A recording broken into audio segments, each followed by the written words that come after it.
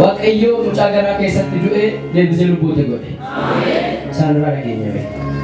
Wanni nuti dhugaa baanu wanna Waaqayyo guyyaa hundaa Waaqayyo gargaaraadha. Isa keessaati kan lafa kanarratti nu ta'e gaggabaabsinee yerootti dhugaa baanudha. Maqaan koo Obsaa Firdeessaan jedhama. Kanan jiraadhu asuma kattaa kana jiraachaan ture amma garuu Waaqayyo bakka natti jijjiireera. Mee galateeffadhaa kanaaf Waaqayyo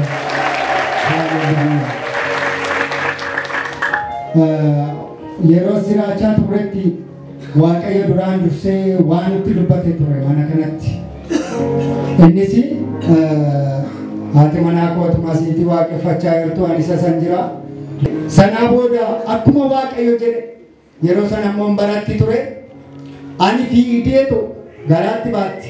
Osoo garaatti baattu barachaa jirti kutaa 11 ture yeroo as kattaa turetti buraayyoo gamatti waan barattuuf rabshaan yeroo hundaa waan ka'uuf osoo fiigdee kufteefaa ijoolleen sirra baay'inoo inni haasofna malee nuti waan biraa yaadaan jiru. Maaliif kitittilee fudhachaa jirti xeenaa dhaabaatti mucaan nagaadhaa homaa rakkoon qabu gara ji'a 8 geessetti. Waaqayyo garuu waan tokko nageessu malee sirratti ta'uu nageessa garuu wantichaa sirratti immoo raawwatu jedheera. Sanaa boodaani waan biraa yaada. Mana teenyee kan nuti haasofnu yooyin osoo fiigduufaa kuftaa yooyin immoo rabshaa yoo ka'e ijoolleen sirra deemteetu yooyin immoo hin cabdafaa dingata kufteetu inni yaadna malee waan biraa yaadna. Garuu Waaqayyo dursee argee sanaa booda utuma teenyuuti kitittilii osuma fudhachaa jirtu ji'a 8 fittee salgaffaa gaafa fittu xeenaa dhaabaan mucaan akka malee taa'umsi isaa sirrii miti waan ta'eef riiferiisinii goonaa gara Phaawulos deemaa jiran.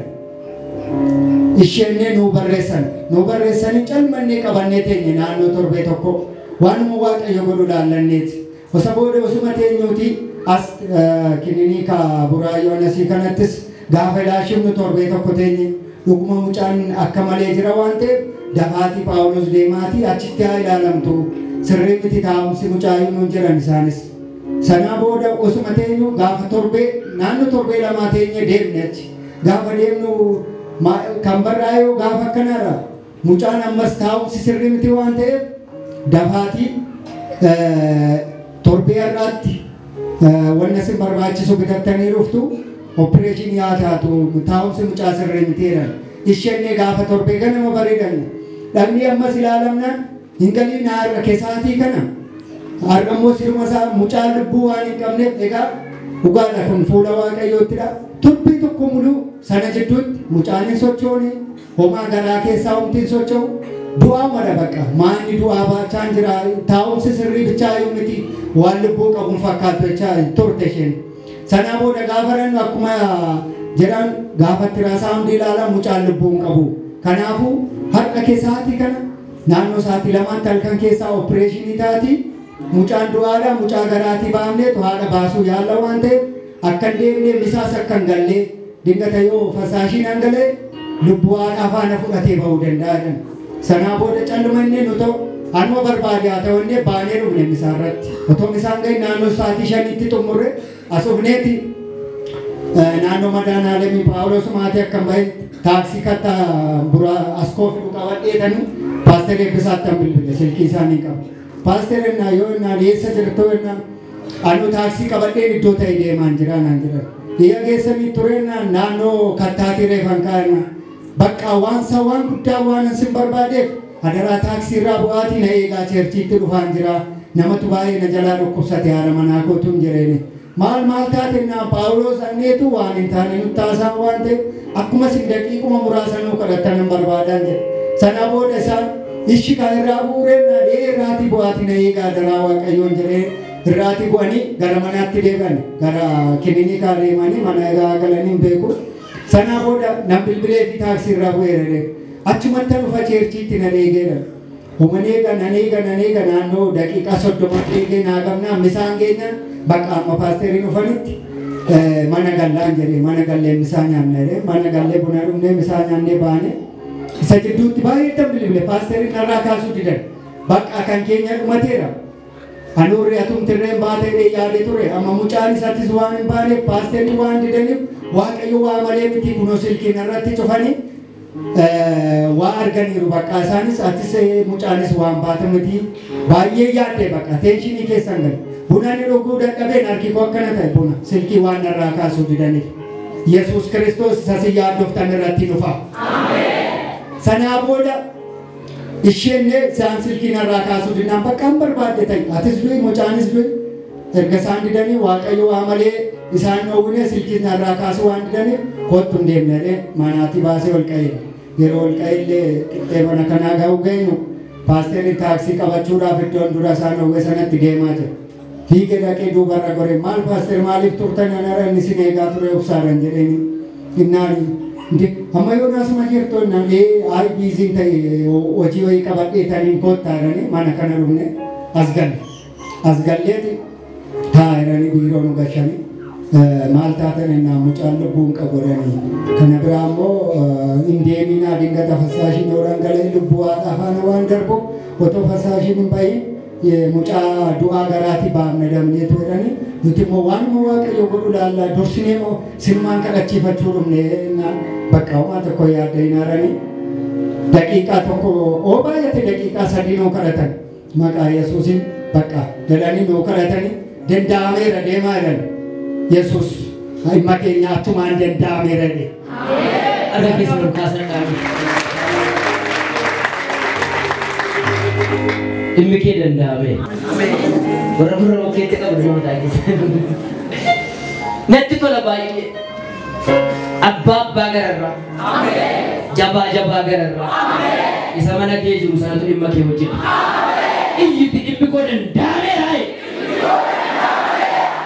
Danda'ameera bakka deemaa nuun jedhan akka iddoo qaxaroo keessaniira.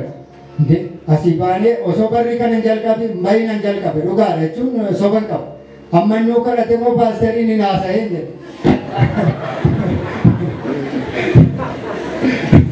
Maaliif illaa hamma kanatti baanee dhufnee du'aa baanee dhufnee maaloo daqiiquma 5 irree nuu kadhataniiru ta'e. Gana wangeela labee kaafachaa faarfannee ammas dabalaa danda'ameera. Sanaa booda daqiiqaa 2 nuu kadhatanii hammani bakka amma isaan amma dubbatan kana turan turre amma danda'ameera kana dubbanne asirratti baay'inaan jechaadha sa'aatii fudhatan sanaa booda nurma dhaabatanii danda'ameera bakka deemaadhan bakka waa malee calinjenne paasterii waan tokko nutti raalle mucaa maalta waaqayyo sumaanirree osheera ta'e jechaa deemne bakka ammachi geenyutti sobeen isheedhaan immoo bakka danda'ameera waan jedhaniif homaa tokko sodaatina jedhe garuu fiikoo waan tokko waan nuun kadhanneef nurra waan hin turreef homaa tokko furmaatan qabu bakka dhuguma mucaan kun deema akkasumatti gallatu atumtirree naa bayan jedhu amma waa ishee ibsachuun jalqabu sanaa booda sa'aatii 2 irratti dhandhe akkuma dhangalga gaafa isaanii koottaadhanii wal nu gashanii wannattiin opereeshinii taatu gaantii fi gulukoosii bitatteetti jenna lakkin binne maaliif hin binne ree sa'aatii 2tti bitadhaa koottaa siniin hin jenne doktarichi lakki uloon binne sabooda koottaa mere taa'ee barreesse kutaa sanaa booda barreesse qixxeedhaan ga'eetti halaqaa isaaniidha. Kutaa akkanatti halkanii opereeshinii taatu inni dhaqee bitee haarufammattiin taa'ee barreesse qixxeedhaan ga'e akkasuma harki isaa roobne waan ta'e hin beeku. Haaleluyyaa. Waaqayyo isa jallina kee badisa kee galantaanetti roofu harki isaa haa roobnu. Sanaa boodatuma barreessuu roobnee jidduudhaan ga'e. Anis ilaalee raayyoodha. Lakkiin ilaalee nan ilaalee sinoo dokteera. Oromeffa beeka dokteerichi. Sanaa booda mee kottumee waraqataa ishee jidduudhaan ga'ee kutaa opereeshiniitti dabarsuudhaaf kaa'ee ishee fudhatee ati asuma taa'inaan jedhee ol ba'e.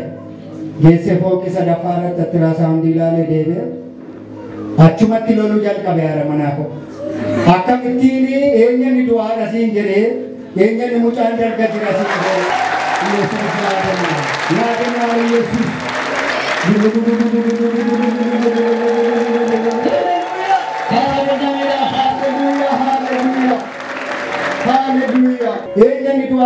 jireenyaan doktera lakkoofsa afuritti doonkititti fudhachaa turedha. Inni haadhaqaan sun lakkoofsa tokkodha.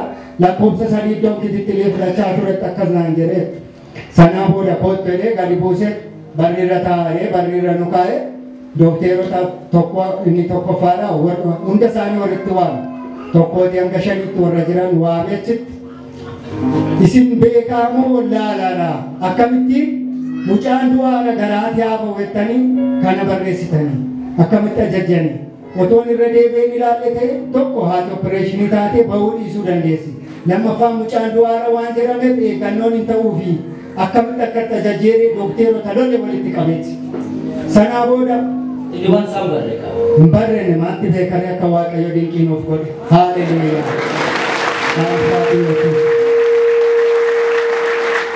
Sanaa booda wal fixanii wal lolanii bakka balbala darbatanii fa'i dokterichi nu ajaje sun.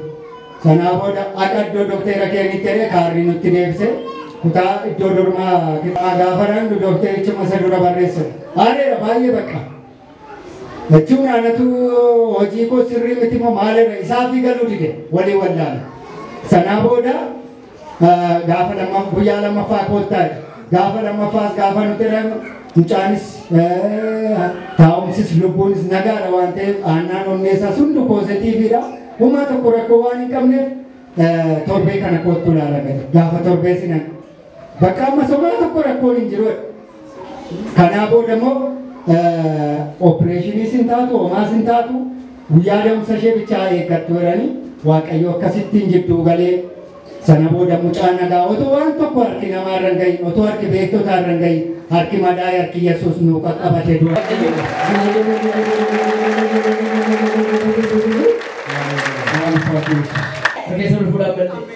Maqaa gooftaa Yesuus Kiristoosin as teessee waa'ee maatii keessanii kan dhiphattan namoota 12 gubaa'ee kana keessa teessanii wanti namni jedhu isinii ta'an jiru. Waa'ee mana keessanii mataa isin dhukkubsaa jira. Du'atu mana keenya marsaa jira jettanii gadda keessa jirtu. Har'a Waaqayyo gidduu galee! Waaqayyo gidduu galee! Iyyaati du'in ta'ee dhaames. Kana irratti Waaqayyoon dabalaatiin nu galateeffadhaan.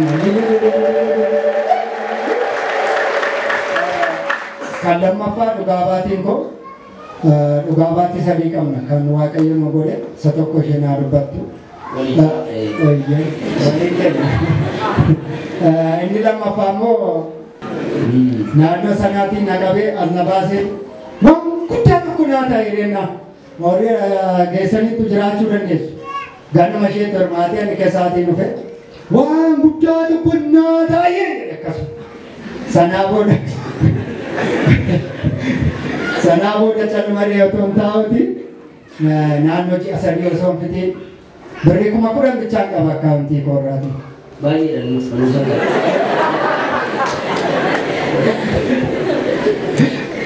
sanaa booda calmaree otoo hin taa'uti waan tokko natti dhufennaa keessa kootti waajjira irraatii birrii akka fudhattaniitti damoosa keenii waan barbaadan godhachuu dandeessu an jedhamu asooshieeshinii wayii qabaayu sana yaada maaliif ani sanaatiin bitadhee mana namaa keessaan ba'uun jedhe sanaa booda calmaree yeroo kana jalqabe 10,000 bichaan qaba haqiiqaniin calmaree barbaadee galaannee diimaa kanaatiin 10,000 qabdii kenneefi walii galleetu homaa tokko qabu 10,000 Waaqayyo dubbateera waan ta'eef birrii 10,000 sana jar'aatti siin fida yoo ji'arraa darbe gurguradhu reetanii kisaaraadha birrii 10,000 isheen qabu kunis duwwaan galalee mallatteessinee walii galle 10,000 kenneefi sanaa booda piroosesii jalqabe waajjirarraati gaafa piroosesii jalqabu namichi guyyaa 5tti natti bilbile eenyaan 100,000 bu'aa waan hin argadheef akkam naa wayyaadha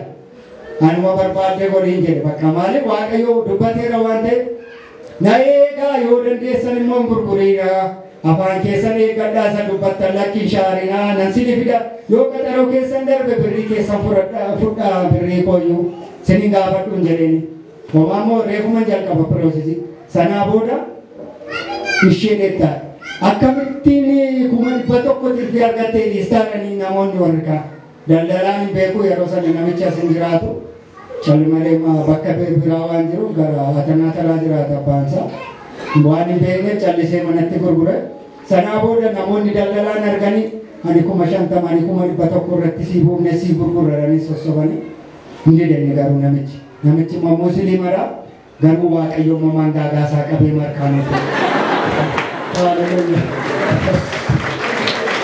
Sanaa booda ani wallaahi natti farada waan ta'eef afaan koo dubbadheera waan ta'eef torbee lama ga'eedha amma guyyaa lamatti itti torbee lama bichaa ta'e hamma torbee lamaatti afaan koo ishee kan akka wallaahi natti faranne nan eeggadhe callimadhee taate. Sanaa booda akka guyyaa lamaatti gaafa akka borutti gaafa galu birrii fuudhee dhaqee itti sarakkabe mana koo natti sarakkabe waaqayyo akkanatti mana sinaalaa fi waaqayyo nama Ammas isaaf ta'e namni amma moosiniif akka ta'u barbaada. Akka jechuun qaba. Xiqqoo harka isaanii jiru biqii godhiif guddaa godhiif. Duwwaa kiisii isaanii yaa waaqayyo guutuu godhi manaaf makiinaa harka isaaniitti dabarsiite. Maqaa Yesuusiin dabarsee harka isaaniitti kenna. Manamaa waaqayyo mana nuu laatee giddii keenya cufannee baana yoo barbaanne boodaa teenyee buna dhumne akka barbaannedha waaqayyoon guddaa nu galateessaa qabna.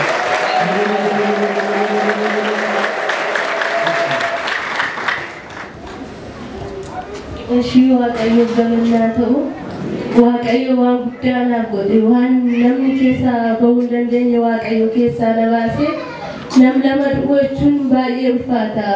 Mee kana obboleessi koo dubbateera hundumti keessaa isa du'a na oolchee isaas mucaa koo xanaanis du'a oolchee keessaa na baase kana ol ka'aatii takkaanaa galateeffadha.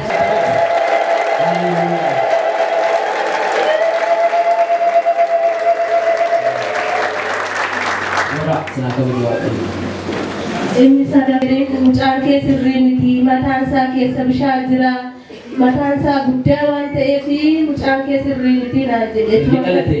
Otoo dhalatiin garuma keessatti ilaalee firaasaa hundeeti.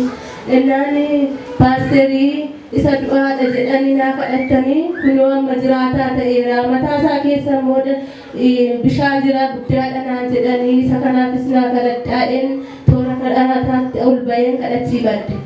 Isas yeroo dhalatu mucaan isa ijoollee kootiin gadi mataan isaa xinnoodha.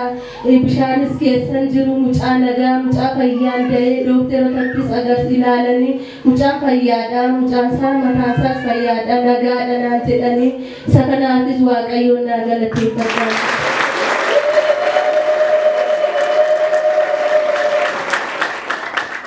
Kana dhufi keessatti qaba.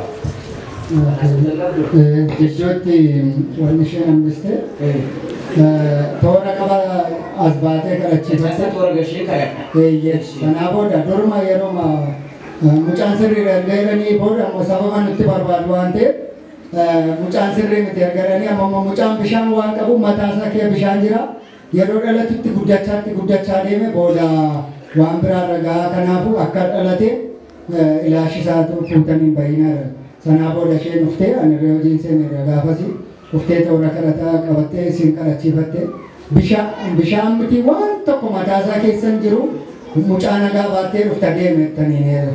Sanaa booda akkuma waaqayyo karaa keessan jedhe ani mucaa ilaashifne hundaa'uun mataan isaa baay'ee xiqqaa ta'e baay'ee saduraatti gadi mataa lamuun